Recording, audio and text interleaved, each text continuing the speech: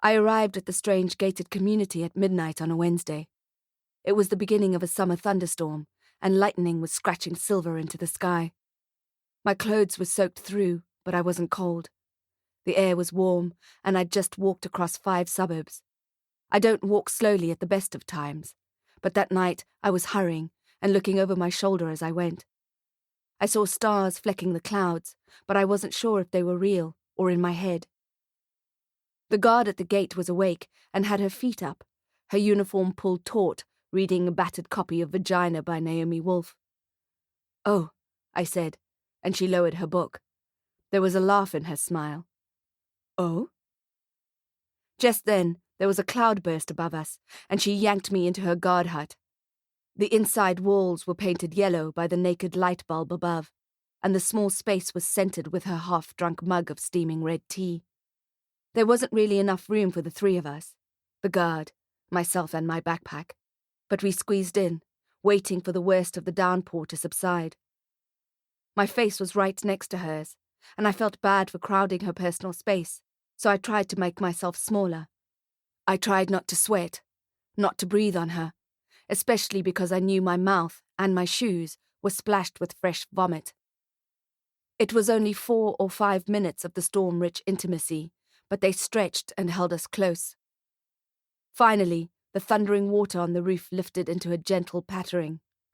I was relieved, and I started to back out of the hut, but suddenly I felt all the blood drain out of my face, out of my body, and my knees buckled. I tried to hold on to the doorframe to stop myself from falling.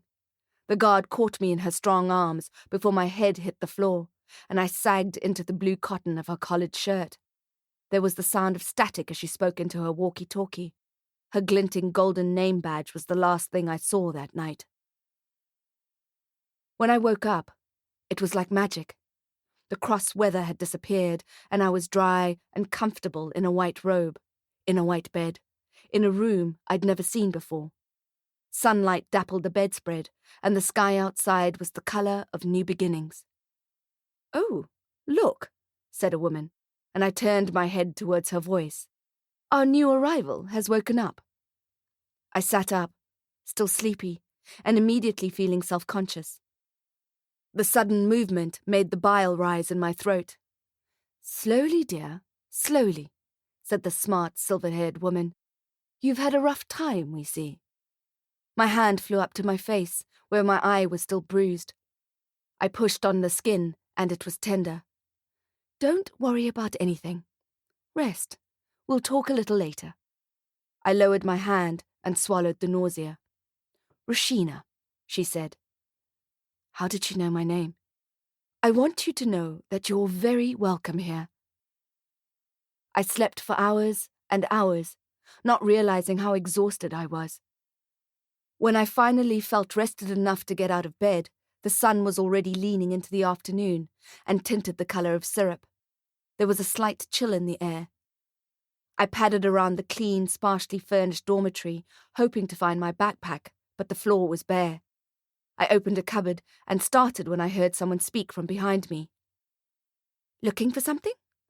I spun around and saw an attractive woman, slightly older than me, standing with her arms crossed. Her nails were painted teal, and the color looked very pretty against her smooth brown skin.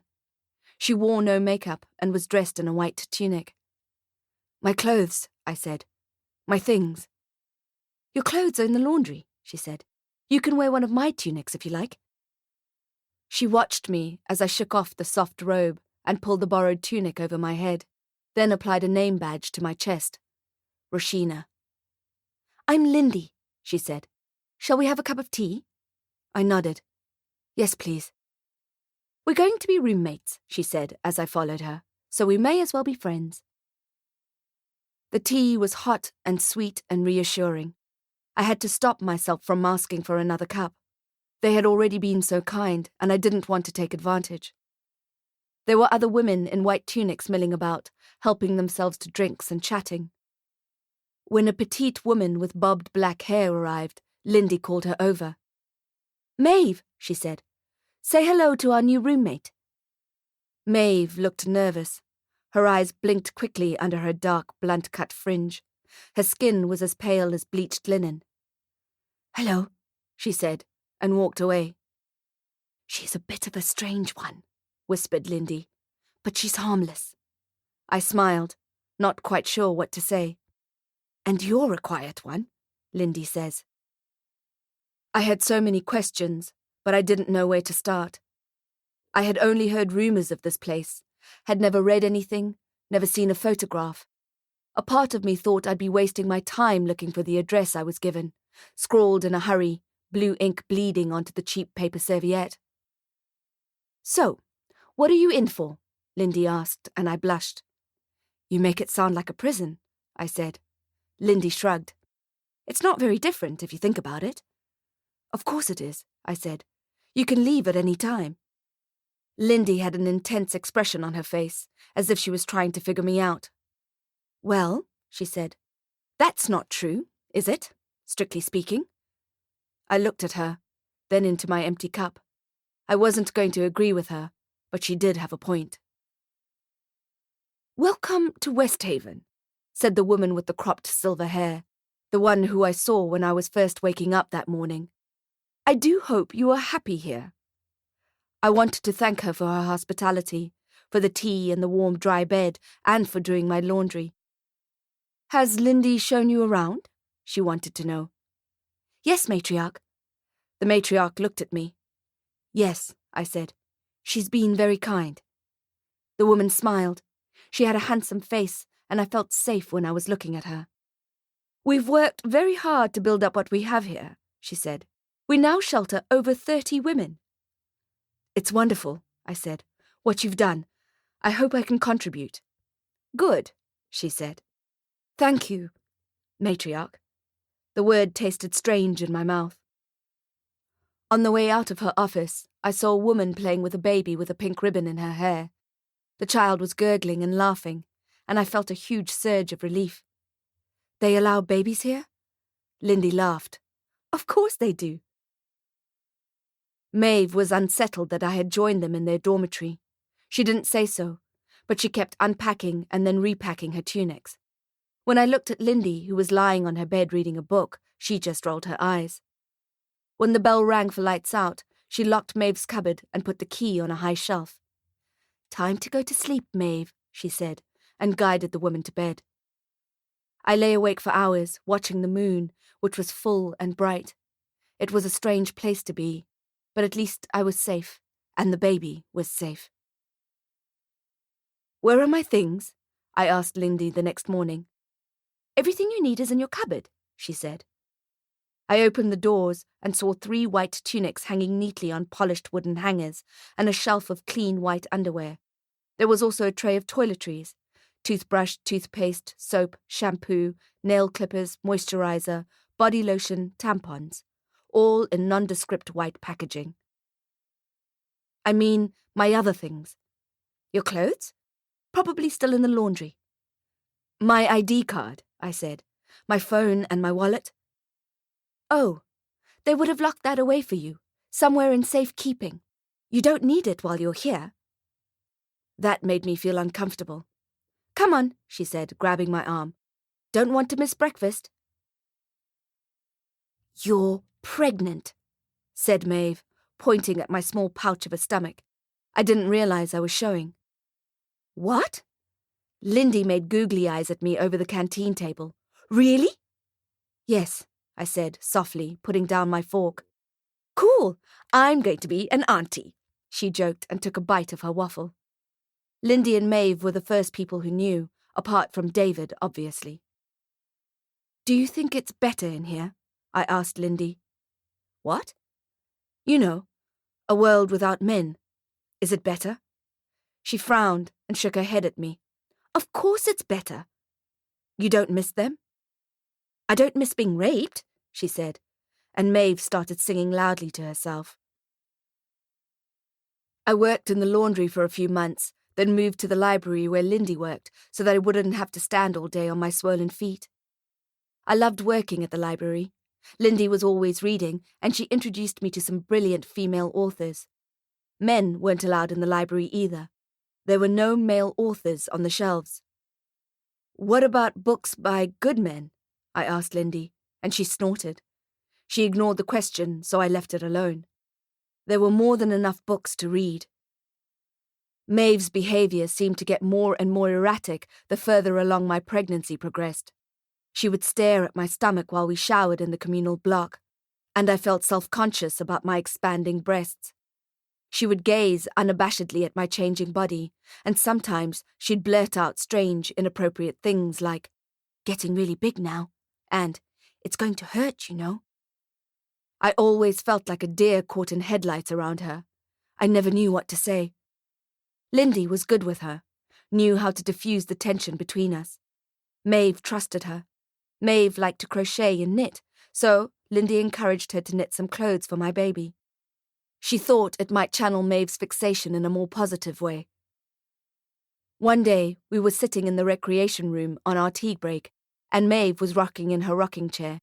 She was singing a lullaby, a cruel one, about a baby falling out of a tree, and sewing the finishing touches on a pair of baby booties she had knitted for me. Lindy and I were drinking our tea and talking about a new book that had arrived that day. It was a book on magic, real natural magic, that was based on our inherent power as women.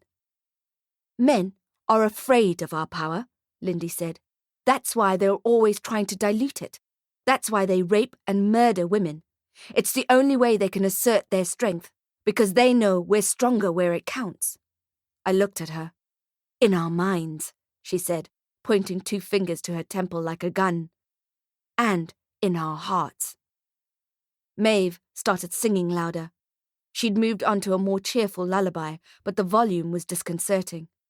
We both looked over at her and watched in horror as the booties turned red in front of our eyes, and the blood dripped down onto her lap, dyeing her tunic too. "Maeve?" said Lindy in a shocked, strangled voice, but Maeve couldn't hear her over the lullaby. "Maeve!" Maeve stopped singing and looked up at Lindy. She hadn't even noticed the blood. Lindy jumped up and grabbed Maeve's hands. "What have you done?" Maeve was confused and clearly couldn't feel the pain. I stood up and took a closer look. I didn't realize I was shaking. Maeve had sewn the booties into her palm. She didn't come back to the dorm that night, and I couldn't sleep, thinking of what had happened and staring at her empty bed. "Where's Maeve?" I whispered. "In the san," said Lindy. "The san?" "The sanatorium. Sick bay." "Do you think she'll be okay?" Lindy's silence made the room seem darker. "Lindy, she'll be okay." I also wanted to ask her again where my things were. I would have liked to know exactly where my wallet, phone, and ID card were being kept. True, I didn't need them here, but I felt odd not knowing. I feel much better if I could just keep them in my cupboard. I couldn't ask Lindy, though, not with Maeve being so poorly.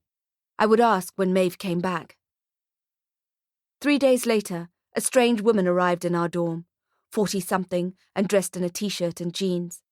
Her civilian clothing looked really strange to me, and I realized I hadn't seen anyone in regular clothes for the 6 months I'd been there. I gaped at her, not knowing what to say, but Lindy welcomed her and took her things, gave her a tunic and a name badge.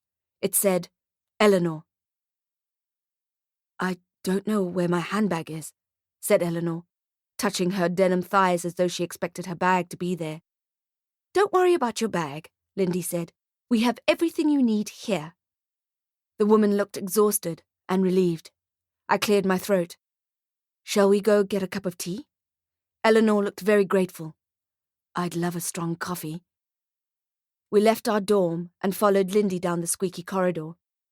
"We're going to be roommates," Lindy said to Eleanor, "so we may as well be friends." "Is Maeve not coming back?" I whispered to Lindy while Eleanor climbed into Maeve's bed. "No," said Lindy. "She got worse after the sewing thing." "Worse?" "She became dangerous. To herself. They had to take her to the calm room." "The calm room?" "She'll be better off there." I imagined the calm room to be a tranquil white space with padded walls and no sharp objects. Yes, she'd be safer there. I felt terrible about the incident, and even worse for the feeling of relief I got when I realized Maeve wasn't coming back. She had always made me feel intensely uneasy, and I felt I could relax into the last few days of my pregnancy. "I've got a surprise for you," said Lindy, and handed me a big cardboard box with a ribbon around it. I put it on my bed and lifted off the lid, and when I saw what was inside, I started to cry. I couldn't help it. The box was filled with tiny white clothes, onesies and pajamas and diapers and a small hooded towel, a security blanket, a taglet, a couple of jerseys, and a pink ribbon. I held up the soft things and pressed them against my face, and it only made me want to cry more.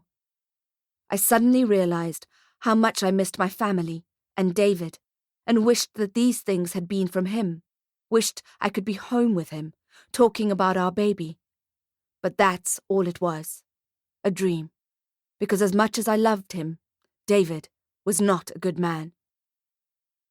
Soon after I received the gift, I started feeling uncomfortable, as if I had eaten something that hadn't agreed with me.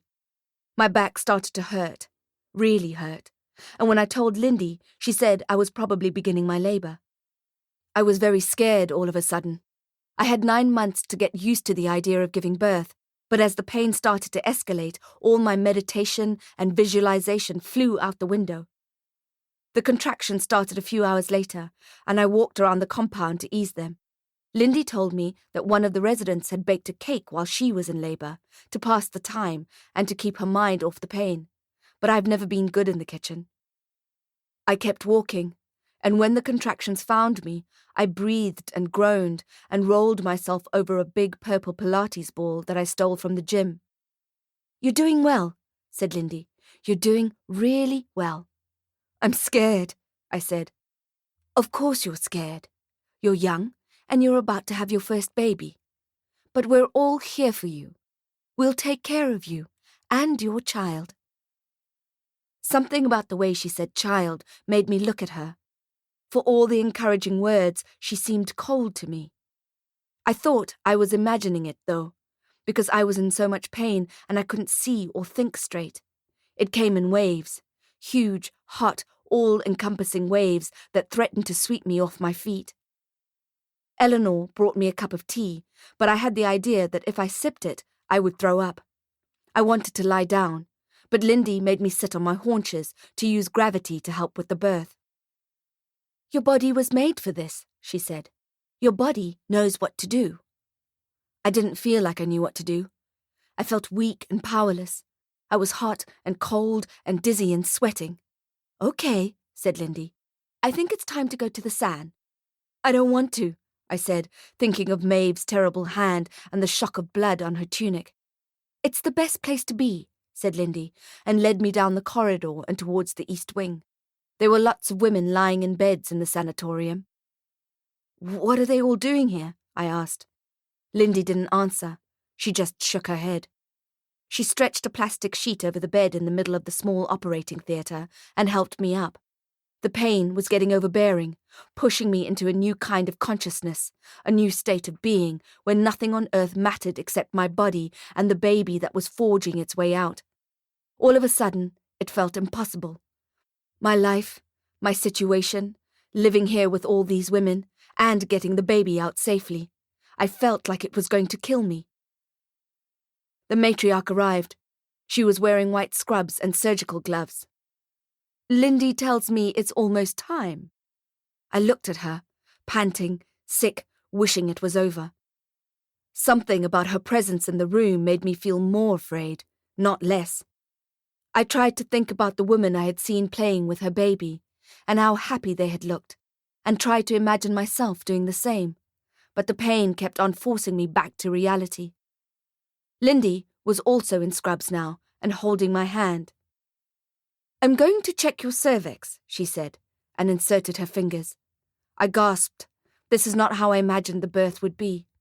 "Good," she said, snapping off the glove. "Very good. 8 centimeters. A few more contractions and we'll be in active labor. We're almost ready to push." I started crying. "I can't," I said. "I can't do this." I felt so lonely and so weak. It was all too much. Without any warning, I vomited over the side of the bed. Lindy had seen it coming and caught it in a steel bowl, which she quickly got rid of, then wiped my mouth with a soft, damp cloth. Then the contraction eased, and I could breathe. Lindy went back to holding my hand and saying soothing things, while the matriarch readied the silver scale, a tray of medical utensils, and a swaddling blanket. I didn't like the sound of the metal tools on the tray. Lindy measured my blood pressure, then touched my cheek. "Okay, you're fully dilated now. You ready to start pushing? It's the hardest part, but it'll be over soon." How did she know all this? "How did you—" I was panting and groaning. "How did you get so good at this?" Lindy strapped my arms to the side of the bed.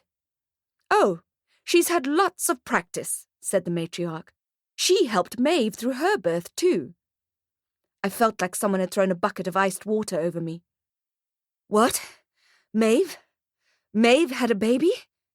But then there wasn't any time to think about it or hear the answer, because the pain started roaring in my ears and through my body, and I felt like I had to push like it was the only thing in the world. I pushed and gave up and pushed again. The skin on my arms was slick with perspiration, the palest I'd ever seen it. Was this really happening? The pain reminded me it was.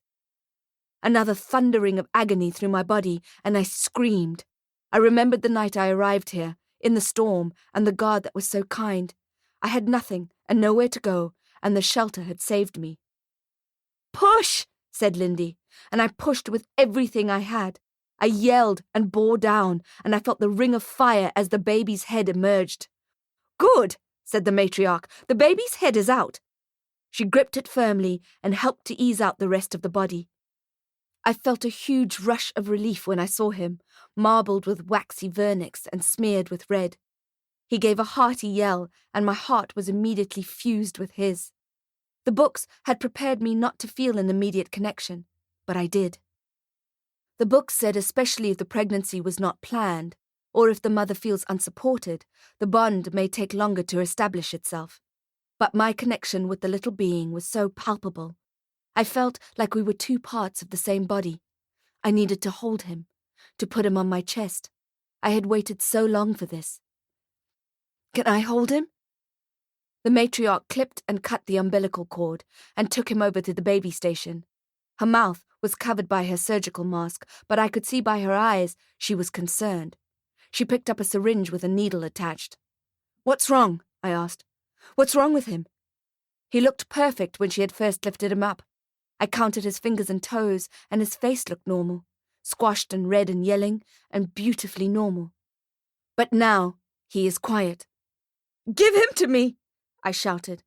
I didn't care about his weight or cleaning his skin. I just wanted him right then, needed him.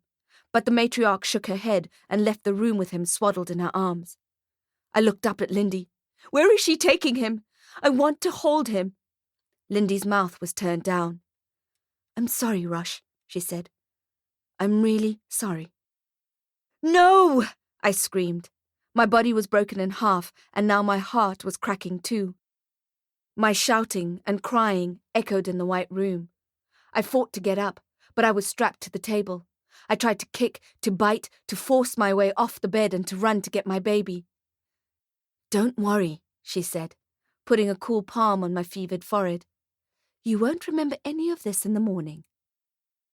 A nurse came in through the double doors and regarded my screaming with no surprise.